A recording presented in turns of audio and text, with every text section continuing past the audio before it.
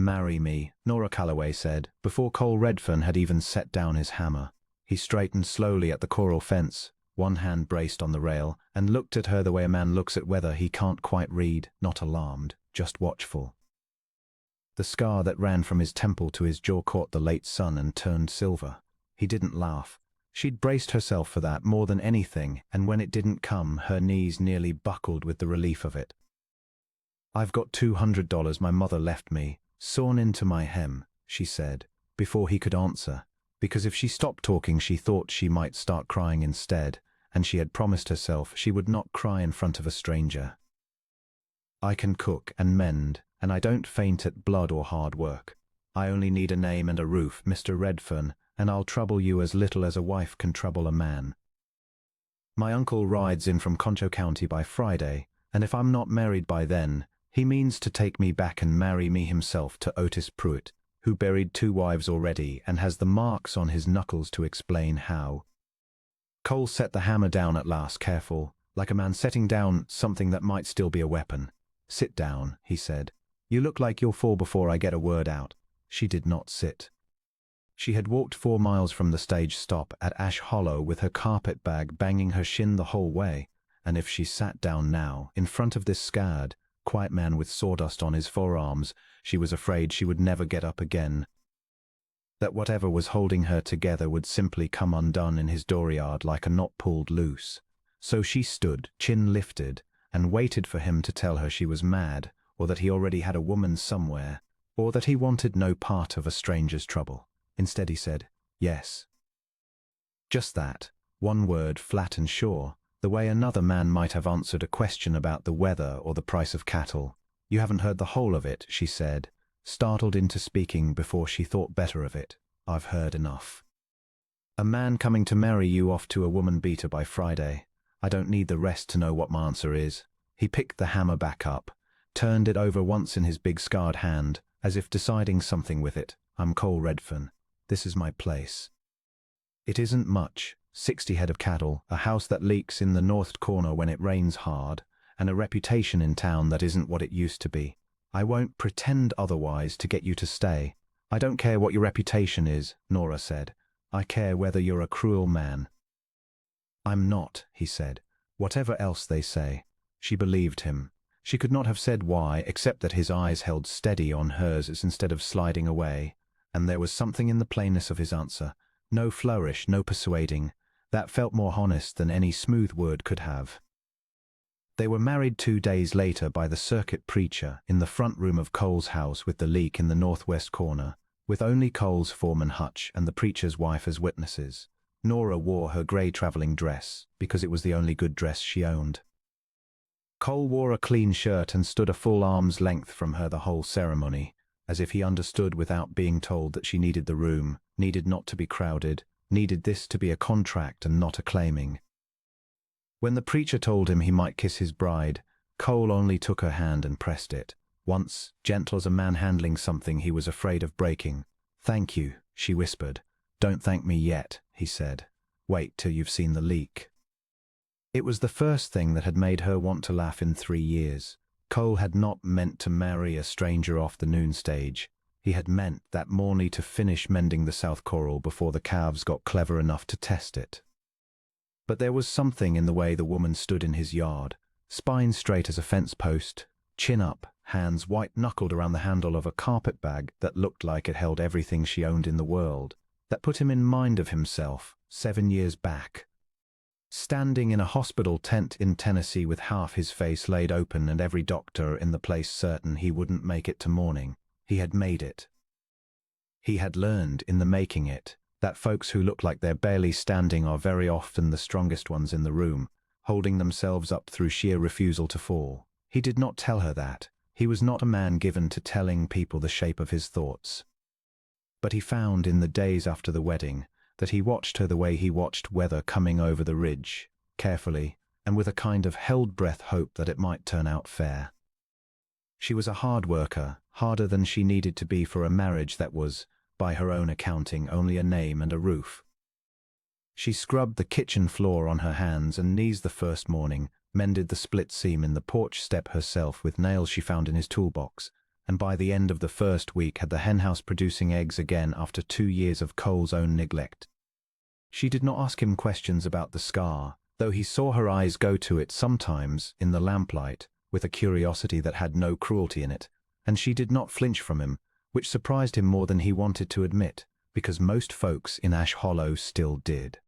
"You've got a look on your face like you're waiting for me to run off," she said to him one evening, a week into the marriage, catching him watching her over the supper table. "Not run off," he said. "Just waiting to see what you'll ask of me." "Every wife wants something from her husband eventually. I want you not to lie to me," Nora said. "That's the whole of it. My uncle lied to me for 3 years about what he meant to do with my inheritance, and I'd rather have a hard truth from you than a soft one that isn't real." Cole set down his fork. "Fair enough. Then I'll tell you a hard truth. Silas Kettner at the bank has been sniffing around my west section for 2 years, wanting the water rights that run through it, and he's been telling anyone who'll listen that a scarred man living alone can't run a ranch right and ought to sell before he ruins it entire. Now that I've got a wife nobody in town knows, folks'll talk twice as loud. They'll say I bought you or that you're running from something worse than an uncle or both. I can't stop the talk. I can only tell you it isn't true and hope that's enough." "It's enough," Nora said, and meant it. The talk came anyway, as Cole had warned her it would. At the Mercantile in Ash Hollow, women who had never spoken 2 words to Nora in her life found reasons to study her over the counter, murmuring behind gloved hands about the rancher with the ruined face and the bride nobody had heard of till she was standing at his side in the church. Mrs. Kettner, the banker's wife, was cruelest of all, remarking loudly enough to be heard across the store that a woman who married a stranger inside a week had either something to hide or nowhere else to go. "And wasn't it a shame," she added, "that poor Mr. Redfern couldn't do better for himself, scarred as he was, than whatever this one turned out to be." Nora's face burned, but she did not run from the store. She paid for her flour and her thread, counted her change with steady hands, and walked out with her head high, the way she had learned to walk through worse rooms than this one. It was Hutch, Cole's foreman, who told her the rest of it that evening, over coffee on the porch while Cole was out checking the herd. Silas Kettner held the note on half the ranches in the county, Hutch said, and he'd been circling Cole's water rights since before the war scar had even healed. A man with debts was a man Kettner could pressure. A man with a new wife folks were whispering about was a man whose standing in town could be worn down, note by note, whisper by whisper, until he had no choice but to sell cheap just to quiet the talk. "Cole's proud," Hutch said. "He won't ask for help even when he needs it bad. You ought to know that about him now you're his wife." Nora turned that over long after Hutch had gone to the bunkhouse. She had married Cole Redfern to escape one man who wanted to use her for his own gain. She had not expected to find, on the other end of that bargain, a good man quietly being squeezed by another. The storm came up out of the west on the 6th night, faster than anyone had reckoned, thunder cracking low over the ridge until the whole herd bolted for the far fence line in a panic of hooves and lightning. Cole was out of bed and pulling on his boots before Nora had even understood what had woken her, and she was dressed and behind him before he reached the door. "Stay in the house," he said, not unkindly, already reaching for his slicker. "I grew up on a farm before my father died," Nora said, pulling her own coat from the peg. "I've turned a spooked herd before. You need every hand you've got tonight, Cole Redfern, and I won't sit warm by the fire while you're out there risking your neck." He did not argue further. There wasn't time, and something in her voice told him arguing would cost more than it gained. She rode out beside Hutch and the hands into rain that came sideways, working the flank of the herd with a lantern held high, her hair plastered to her face, shouting the cattle back toward the home pasture until her voice went hoarse. It was near dawn before the last of them were penned, and the storm had spent itself into a grey, dripping quiet. Cole found her afterward, leaning against the coral rail, soaked through and shaking with cold and exhaustion both, and without a word he shrugged out of his own dry coat and settled it over her shoulders. "You didn't have to do that," he said. "Neither did you most nights, from what Hutch tells me," she said. "But you do it anyway, because it's yours to protect. I signed my name next to yours, Cole. That makes this mine to protect too." He looked at her a long moment in the thin grey light, rain dripping off the brim of his hat, and something in his chest turned over slow and warm, like a stone shifting to let the sun through at last. He did not say what he was thinking. But he walked her back to the house with his hand resting light at the small of her back, and neither of them moved away from it. The letter from her uncle came 9 days after the wedding, delivered by the same stage driver who'd carried her out to Ash Hollow. Thaddeus Calloway's hand was cramped and furious across the page. He informed her their hasty marriage changed nothing, that the land her late father had left her, 40 acres bordering the Calloway Sprek in Concho County, remained under his guardianship until she turned 25, a full year distant yet, and that he intended to come collect her signature on the deed of sale he'd already arranged, husband or no husband. He would arrive within the fortnight, he wrote, and he expected her cooperation, or there would be consequences for her new Mr. Redfern that she would not enjoy. Nora read it twice at the kitchen table, her hands gone cold, and then a third time before she understood the shape of what her uncle actually wanted. It was not her. It had never truly been her, not even when he'd tried to marry her to Otis Pruitt. It was the 40 acres, and the good well on it, and whatever price Otis Pruitt or some other buyer had offered for land with water on it in a dry county. She had been, all along, only the key to a door her uncle wanted opened. She showed the letter to Cole that night, dreading what it might mean for a man already fighting off one grasping neighbor. Cole read it twice, the way she had, his jaw tight, the scar standing out pale against the color that had risen in his face. "He can't force you to sign anything," he said finally. "Not once you're a married woman with a husband of legal standing to speak for you. But he can make trouble coming to try." "What kind of man is he?" "The kind who smiles while he does it," Nora said.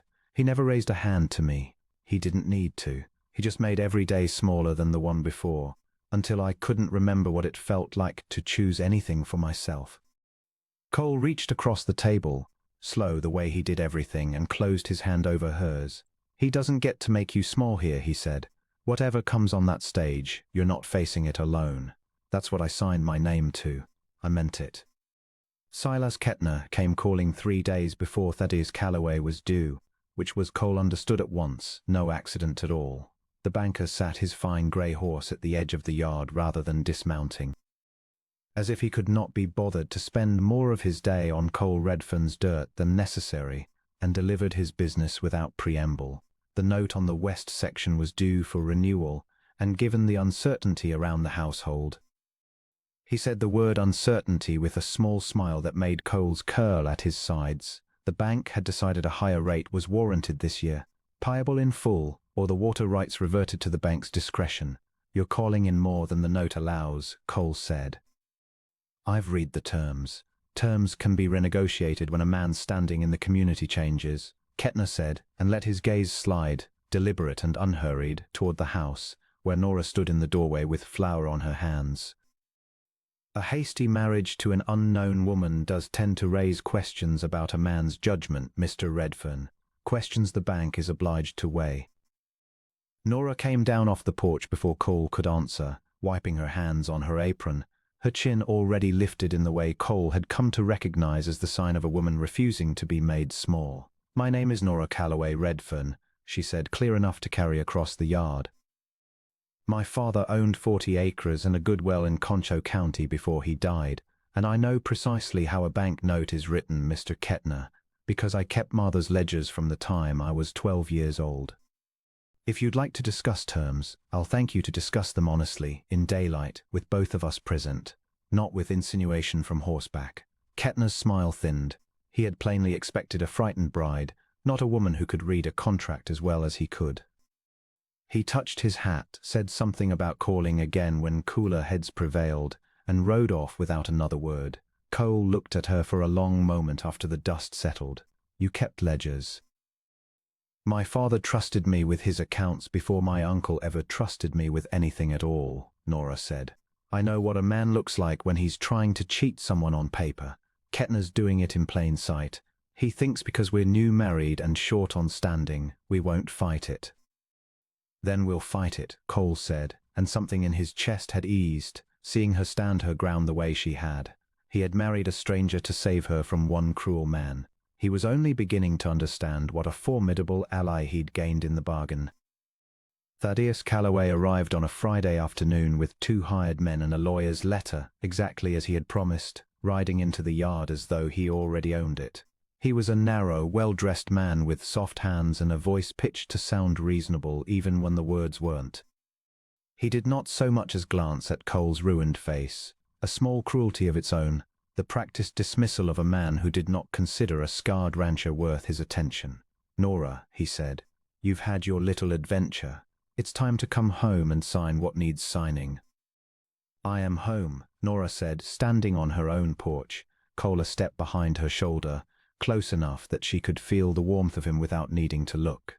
"And I've signed everything I intend to sign, which is a marriage certificate, Uncle. My father's land is mine by law once I turn 25, guardianship or no, and you know it. That's why you've been desperate to force my hand before that birthday comes. You don't want a niece, you want a well." Thaddeus's smile did not so much as flicker. "You're a foolish girl who's made a foolish match with a man who can't even keep his own creditors satisfied, from what I hear in town. Sign the deed, and I'll forget this whole embarrassing episode. Refuse, and I'll see to it that every bank and every neighbor from here to Concho County knows exactly what kind of woman ran off to marry a stranger inside a week, and exactly what kind of debts her new husband is drowning in." "You can say whatever you like about me," Cole said, speaking for the first time, his voice low, and even in a way that carried more weight than shouting could have. "But you'll not threaten my wife on her own land while I'm standing on it. She's told you her answer." "I'd take it, if I were you, and ride on before this gets uglier than a man of your station wants it to." One of the hired men shifted his hand toward his belt, a small motion, but Nora saw it, and so did Cole, whose body went still and ready in a way that told her plainly this not the first time he had stood his ground against men who thought a scar meant a man was used up. "I'd think carefully," Cole said, not raising his voice at all, "about what you came here prepared to do over a piece of paper." It was Hutch who broke the standoff, riding into the yard at a hard gallop with 3 of Cole's other hands behind him. Drawn by the sound of raised voices carrying across the flats, and behind them, unexpected and welcome, buggy of the circuit preacher who had married them, and beside him of all people, Silas Kettner himself. Summoned by a note Nora had sent into town that very morning the moment she'd learned her uncle's stage was inbound. "Mr. Calloway," Kettner said, dismounting with the stiff dignity of a man who did not enjoy exerting himself, but recognized an opportunity when it rode up to his own bank that morning demanding information about a niece's inheritance. "I took the liberty of reviewing the county land records after your inquiry yesterday. That 40 acres and the well upon it were left outright to Miss Calloway, Mrs. Redfern, now in her father's will, with guardianship over a person, not her property, expiring at her majority at 18, not 25 as you've apparently told her these 3 years. She's been a legal woman grown and free to dispose of her own land for better than 4 years now. Whatever paper you're carrying, sir, is worth exactly nothing." The color went out of Thaddeus Calloway's face all at once. Nora felt something crack open in her own chest at the same moment, not triumph, not yet, but the first thin light of understanding that the cage she'd lived inside for 3 years had never had a lock on it at all. Her uncle had built it from nothing but her own not knowing. "You lied to me," she said, and her voice shook, but she did not look away from him. "For 3 years you told me I wasn't free. You made me small on purpose." Thaddeus opened his mouth, found nothing true enough to say, and shut it again. He looked once at Cole, at the hired men who had lost their nerve the moment the banker produced county paper instead of a fist fight, and then he turned his horse without another word and rode out of Ash Hollow the way he'd come, his lawyer's letter still folded uselessly in his coat. That night, after Hutch and the hands had gone back to the bunkhouse and Kettner's buggy had rattled off toward town, the banker, considerably humbled, and considerably less inclined, Cole suspected, to press the water rights question again any time soon. Not with the whole county about to hear how Thaddeus Calloway had been run off Cole Redfern's land by a woman with a ledger and the truth. Nora sat on the porch step with her knees drawn up, staring out at the dark shape of the ridge against the stars. Cole came and sat beside her, careful of the space between them the way he always was, though it had narrowed some, these past 2 weeks, without either of them quite marking when. "Free for 4 years," she said softly, "and I didn't know it." I let him decide everything, 'cause he told me I had no choice, and I believed him. You know it now, Cole said. I do. She turned to look at him, really look, at the scar silvered by moonlight, at the steadiness in his face that had never once wavered since the day she'd walked into his yard with a carpetbag and a desperate offer. I proposed to you because I was drowning, Cole. I didn't ask you to marry me because I loved you. I barely knew your name. I know it, he said. I said yes anyway. Why? He was quiet a moment, turning the question over the way he turned everything over, slow and careful. Because I know what it is to be looked at and dismissed before a person's even opened their mouth, he said finally. Folks in this town see my face and decide the whole of me in a glance. You looked at me in my own yard, half out of your mind with fear of what was coming for you, and you never once flinched. That's rare enough, in my experience, to build something on. And now? She asked. Now that the marriage has done what it needed to do, now that I'm safe and free, and my uncle's gone for good? Now, Cole said, and reached for her hand the way he had at their wedding, except this time he did not simply press it and let go. He held it, turned it over gently in his own scarred palm, as if it were something he intended to keep. Now I find out much like the notion of you only staying because a contract says you should. I'd rather you stayed because you wanted to. I've come to want that more than I've wanted anything in a long while, Nora. I'd be glad to court you proper, if you'd let me flowers and Sunday suppers and all the foolishness I never thought I'd get the chance to offer a woman again, scared as I am.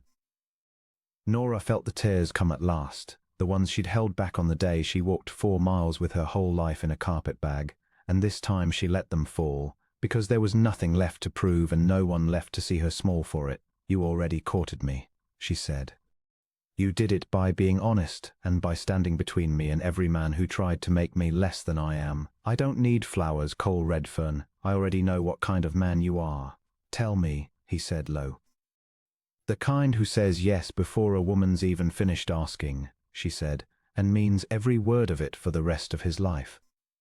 He kissed her then, gentle as the hand press at their wedding had been, but with all the certainty that had been building quiet between them since the day she'd stood in his dooryard and refused to run. Somewhere out past the ridge, an owl called into the dark, and the house with the leak in the northwest corner settled around them, like it'd been waiting all along to finally hold 2 people who meant to stay. They were married again, in a manner of speaking, the following spring, not by any preacher's license, for that had already bound them fast, but in the quieter vows 2 people make when love finally catches up to the promise they'd signed in haste. Nora sold her father's 40 acres at last, on her own terms and no one else, and put the money into the West Section's water rights, buying out every claim Silas Kettner had ever dreamed of holding over Cole's land. The ranch grew, the leak in the northwest corner got mended, and when folks in Ash Hollow spoke now of the scarred rancher and the bride who'd proposed to him before he'd set down his hammer, they said it the way you speak of a story that turned out exactly as it should have, 2 people who had each been told, by someone cruel, that they were too broken to be chosen, finding in each other proof of just how wrong that cruelty had been.